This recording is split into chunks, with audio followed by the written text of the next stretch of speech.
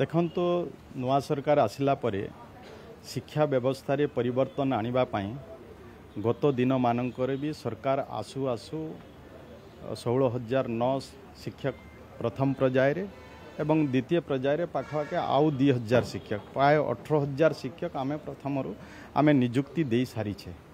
वर्तमान आसंता 6 तारीख रे माननीय मुख्यमंत्री उपस्थिति रे माननीय मुख्यमंत्री नियुक्ति पत्र बंटन करेंगे। आमे पुनर्बार टीजीटी टीचर 826 टीजीटी टीचर नियुक्ति देवार व्यवस्था होची। सरकार आको गुरुत्वर सहित माने करुचे। शिक्षा व्यवस्था रे गोटे परिवर्तन आसु।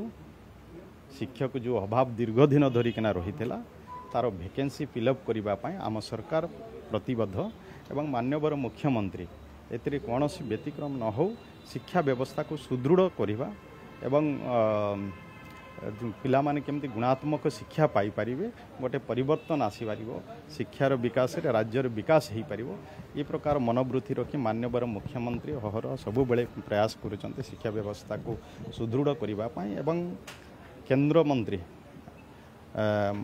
माननीय धर्मेंद्र प्रधान जी भी एथिपाई से भी चेष्टित रोचे सबु बेले ओडिशा रे मार्गदर्शन करुचंते ओडिशा रे शिक्षा व्यवस्था रे परिवर्तन आनिबा पाई जेमिति आज ओडिशा रे जातीय शिक्षा नीति आमे 2020 को भी आमे लागू करि पारि छे।